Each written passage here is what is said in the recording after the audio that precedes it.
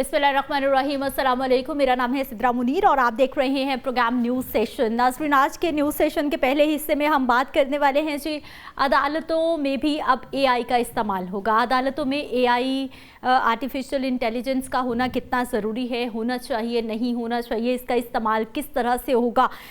जो number of cases हैं हमारी अदालतों में, दिन ब दिन हम देखते हैं कि नंबर ऑफ़ केसेस बढ़ते जा रहे हैं। क्या एआई की मदद से हम उनको भी कम कर सकेंगे, जजिस पे लोड कम हो जाएगा, वकला की किस तरह से हेल्प होगी, और मोस्ट इम्पॉर्टेंट जो स्टेक होल्डर है वो है जी हमारे साइलिन, उनकी कैसे मदद हो पाएगी, क्या डिस्कशन हुई है इस मामले में, क्या क्या चीज़ें सामने आई हैं। सुप्रीम कोर्ट के एलामिया के मुताबिक national judicial policy making committee की जानिब से अदालतों में मसनूई ज़हानत के इस्तेमाल की गाइडलाइन जारी कर दी गई है। अब इस गाइडलाइन में क्या बताया गया है, ज़ाहिर सी बात है, इसे समझने के लिए आज हमारे साथ मौजूद हैं जी माहिर कानून हैं रबाब सलमान, बैरिस्टर हैं आप, आपको खुश आमदीद कहते हैं। बहुत शुक्रिया रबाब सलमान, आप हमारे साथ मौजूद हैं। रबाब सलमान, सबसे पहले तो हमें ये बताइए कि ये जो नई गाइडलाइन जारी की गई है, नई पॉलिसी सामने आई है, इसमें क्या क्या बताया गया है, एआई का इस्तेमाल किस तरह से हमारी अदालतों में होगा? इनफैक्ट हमारा बहुत सारा जो है वो एक बैकलॉग लगा हुआ था, जिसकी वजह से जस्टिस सिस्टम जो है, आपको पता है हमेशा से कंप्लेन आ रही है कि जी justice system is very slow, justice करते करते कोई लोगों की दुनिया जिंदगी खत्म हो जाती है, नस्लें गुजर जाती जो है वो बिल्कुल पीढ़ियां ऐसा आ जाती हैं। इसी तरह है नेशनल ये जो है जुडिशियल ऑटोमेशन सिस्टम जो है उसके लिए एक कमेटी जो है वो बनी है, जो कि जस्टिस अली मजहर के ज़ेरे जो है वो निगरानी है, जो इस सारी चीज़ों को देख रही है। और वो ना सिर्फ ये कि पाकिस्तान में उसकी रिक्वायरमेंट क्या है, उसमें सारे हाई कोर्ट जो है उनके साथ जो है इसका कोऑर्डिनेशन है, प्लस जो एक्सपर्ट्स के जो है ना बैनुल अक़वामी तौर पे जितनी भी एक्सपर्ट्स हैं और उसमें क्या जुडिशियल सिस्टम में दूसरे एरियाज में यूज़ हो रहा है, उन सबको मद्देनजर रखा जा रहा है। One thing. और दूसरी बात यह है कि इसमें जो सबसे ज्यादा जिस चीज का ख्याल रखा है वो ये रखा है कि केयरफुली बैलेंस हो between the technology and the principle of justice. यानी कि ये नहीं होगा कि this is not the replacement of जज इनफैक्ट या द डिसीजन, बल्कि दिस इज जस्ट असिस्टेंस। इसको इससे ज्यादा जो है वो नहीं आगे लेके जाया जाएगा, बल्कि सिर्फ इस बात पे रोका जाएगा। दिस इज वेरी इंपॉर्टेंट, क्योंकि देखें सबसे पहले जब एआई आता है तो कहा जाता है कि जी ठीक है, इसका मतलब है कि जॉब्स खत्म हो रही हैं। तो है वो एआई करेगा और हम नहीं करेंगे। तो ये जो इस तरह की सोचें हैं, इनको काउंटर करने के लिए सबसे पहला जो इसमें पॉइंट रखा है वो यही है कि ये कभी भी जो है रिप्लेसमेंट नहीं है, दिस इज ओनली असिस्टेंस। दूसरा है इसका एथिकल और ट्रांसपेरेंट यूज होगा, जिसकी वजह से आपको एक सिग्निफिकेंस जो है वो मिलेगी हमारे डिसीजंस में, यानी कि it would be according to book. जो आपके बुक प्रिंसिपल्स कहते हैं उनको सामने रखा जाएगा, उसके लिहाज से जो है उसका उतार चढ़ाव जो है वो देख के उनको एनालाइज करके फिर उसके बाद जो है उसको इम्प्लीमेंट किया जाएगा। सही।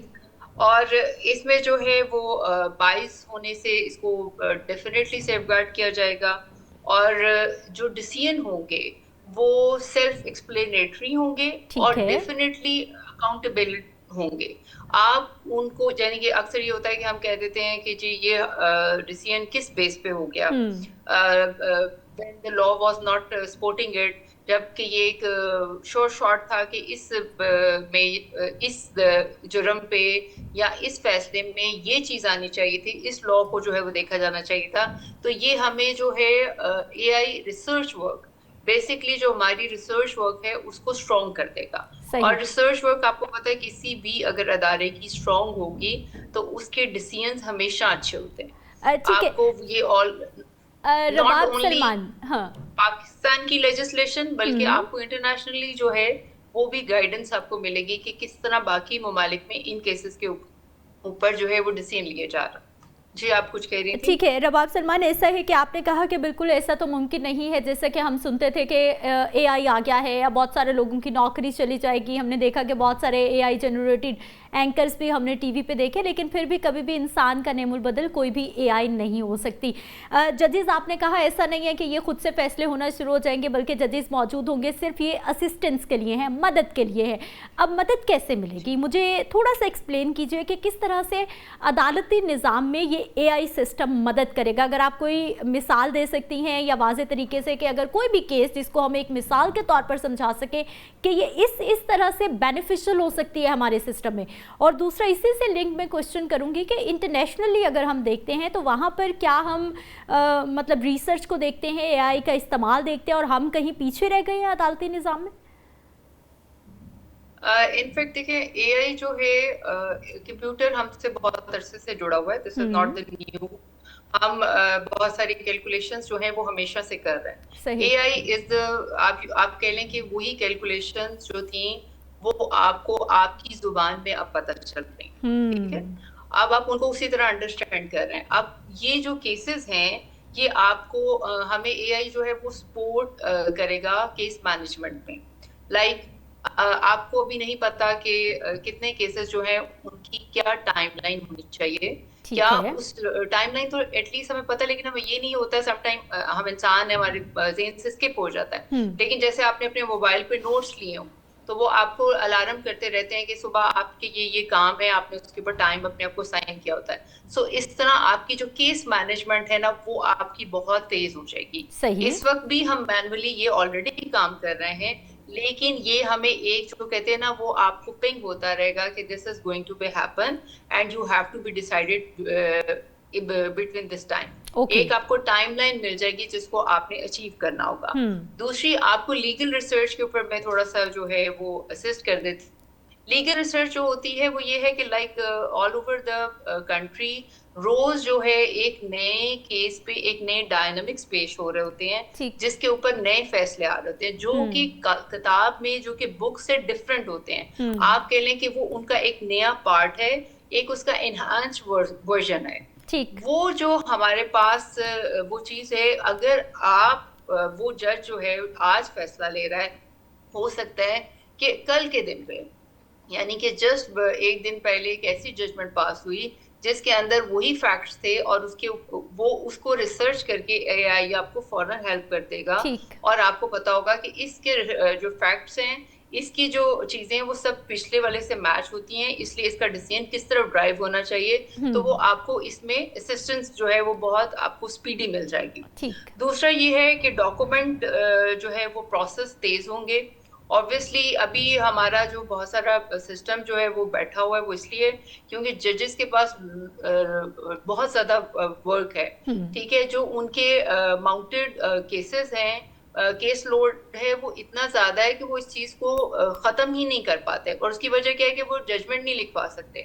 अब जजमेंट लिखवाने के लिए they need a lot of time और जजमेंट कोई एक सफे की नहीं होती, कोई 2-3 होती है, उसमें पूरे उसके फैक्ट्स देने होते हैं, फिर एनालिसिस देने होते हैं, दोनों पार्टीज के जो है वो देना होता है, फिर उसके बाद उसका जो है वो ऑपरेटिव पार्ट होता है जिसमें उसने बताना होता है कि क्या करना है। So this is very important. अब ये फायदा होगा कि वो जो इतना काम पहले एक जज खुद करता था वो एआई उसको सपोर्ट कर देगा और वो काम जो है वो बहुत रैपिड और फास्ट हो जाएगा।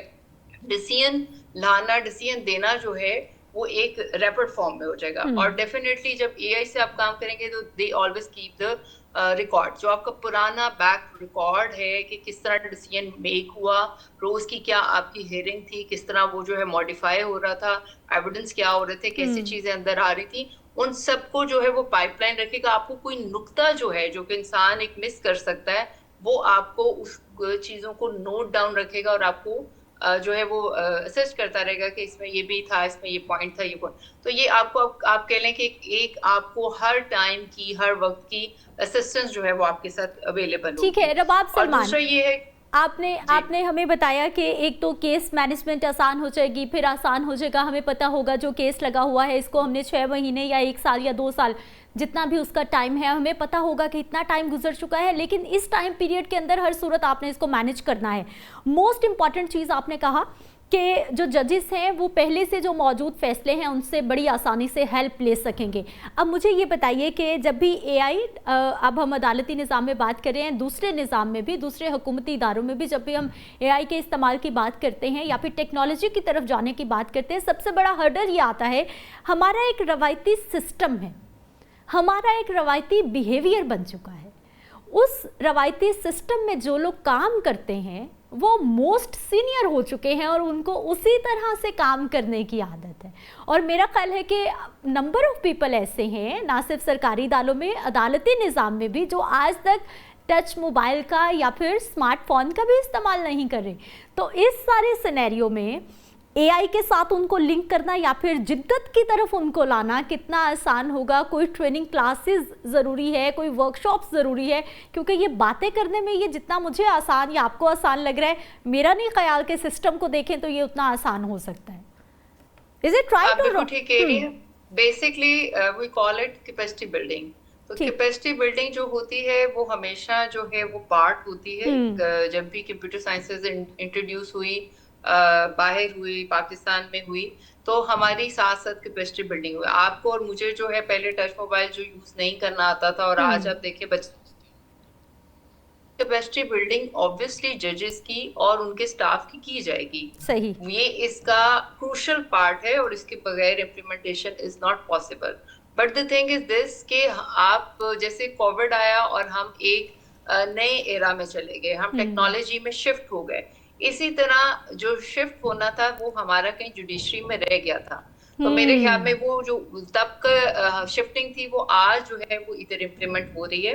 और बाकी बहुत सारे ममालिक में जो है ये ऑलरेडी हो चुकी है और इस चीज को ऑलरेडी एक्सरसाइज भी कर रहे हैं, इम्प्लीमेंट भी कर रहे हैं, और फिर हम तारीफें भी करते हैं दूसरे ममालिक की जी के वो कैसे कर रहे हैं। हमारे मुल्क में इस चीज पे बहुत मेहनत करके एक डिसीजन पास किया जाता है। जैसे कि अभी रिसेंटली एक जजमेंट पास हुई थी जिसके अंदर इलिजिटिमेट बच्चे के हकूक की बात की गई थी। अब that is a very sensitive topic, sensitive issue. आज तक जो है जितनी भी बातें हुई हैं वो कॉम्प्रिहेंसिव नहीं थी, बट वो जजमेंट जो थी वो इतनी कॉम्प्रिहेंसिव थी कि उसके अंदर उसके हर उतार चढ़ाव, यहाँ तक ये बताया गया कि वो जो है बच्चा, उस बच्चे की क्या फाइनल जो है वो कैपेसिटी होगी, बाप उसके ऊपर क्या हक रखेगा, माँ क्या हक रखेगी, उसका विरासत में क्या हक होगा, इन चीजों को जैसे डिस्कस किया गया और जितने रेफरेंसेस दिए गए वो एक मेरे ख्याल में बहुत टाइम टेकिंग था।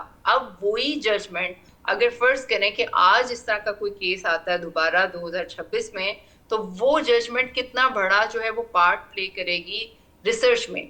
वो रिसर्च जो है वो इसके साथ और एनालिसिस भी आपको मिल रहे हैं, आपका फैक्ट्स ग्रांट केस के, वो पिछले केस के, तो कितनी जल्दी जो है वो डिसीजन मेकिंग हो सकेगी। तो एक इंसान के लिए भी आसान है और एक राइटिंग पर्पस के लिहाज से भी हम देखा जाए तो दोनों के लिहाज से जो है ना वो होगा। हाँ, सिर्फ ये है कि अभी जो हमारे कुछ खौफ हैं वो भी अगर आप कहें तो मैं डिस्कस कर सकती हूँ। अच्छा रबाब सलमान, बिल्कुल मेरा सवाल भी ले लीजिए और साथ ही अपना आंसर आप कंटिन्यू कीजिएगा, क्योंकि आप बातें करती हैं तो मेरे जहन में नए से नए सवालात आ जाते हैं कि मैं ये भी पूछ लूँ, ये भी पूछ लूँ, क्योंकि ये मेरी इन्फॉर्मेशन के लिए भी है। अब मुझे ये बताइए कि एक तो हमारे जो सबसे बड़ा स्टेक होल्डर है, हमारे साइलिन है, उनको किस तरह से बेनिफिशियल हो जाएगा ये एआई का निज़ाम। फिर दूसरा कि उनका जो डेटा है क्या वो महफूज रह सकेगा, किस तरह से महफूज रह सकेगा। मोस्ट इंपॉर्टेंट चीज़ के वकला की किस तरह से मदद हो जाएगी। फिर एक और बड़ा अहम फैक्टर है कि अगर एआई से हम मदद लेना शुरू कर देंगे तो फिर कहीं ना कहीं कोई डिस्प्यूट भी आ सकता है फैसलों में, कहीं ना कहीं जो है मयार गिर सकता है। और इससे भी अहम पॉइंट जो बिल्कुल आगाज़ में आपने बात की थी कि बैकलॉग बहुत बढ़ गया है, नस्लें चली गई हैं, नस्लें वफात पा गई हैं, लेकिन केसेस के फैसले नहीं हो पा रहे। स्पीडी चीज़ें होना शुरू हो जाएंगी। बिल्कुल, डेफिनेटली इसमें जो है एफिशिएंसी आएगी, ट्रांसपेरेंसी आएगी, ये चीज़ें तो आएंगी। ये इसका एक because it would be according to book होगा। बट जो हमारा डेटा है वो रिकॉर्ड कीपिंग बहुत बेहतर हो जाएगी, क्योंकि आपके सेकंड माइक्रो सेकंड्स का भी रिकॉर्ड कीप किया जा रहा हो। You can't miss micro second even. आप किसी भी चीज को, किसी एविडेंस की, किसी लफ्ज को, लहजे को, किसी भी चीज को जो है वो एलिमिनेट नहीं कर सकेंगे। तो सब कुछ जो है वो आपके एंड रिजल्ट के ऊपर जो है वो डेफिनेटली इफेक्ट करेगा। सही। तो डाटा सिक्योरिटी जो है वो ये है। और दूसरा ये है कि प्रैक्टिकल जो हमारी एप्लीकेशन है उसमें स्ट्रिक्ट एडहेरेंस होगी हमारी प्राइवेसी की और डेटे की, और जो है सिक्योर किया जाएगा। जाहिर बात है, आप जब किसी चीज को अडॉप्ट करते हैं तो उस अडॉप्शन के साथ आप वैसा ही सिस्टम भी अपने लिए लाते हैं जिसके अंदर उस इंफ्रास्ट्रक्चर को लेकर आते हैं जिसमें आपने उसको रखना है। तो वो इंफ्रास्ट्रक्चर जो है वो इन सारी चीजों को कीप अप करेगा। ठीक हो गया। रबाब सलमान, टॉपिक ऐसा है, मैं बहुत सारे मजीद सवाल कर सकती हूँ कि, और यकीनी तौर पर आपके पास इतना नॉलेज है कि आप मेरे सारे सवालात के डिटेल आंसर कर सकते हैं, लेकिन थोड़ी सी हमारी रिस्ट्रिक्शन होती है टाइम की। बहुत शुक्रिया, आप हमारे साथ मौजूद रही। मुझे एक ब्रेक पे जाना है, वापस आते हैं, मजीद टॉपिक्स पर बात होगी।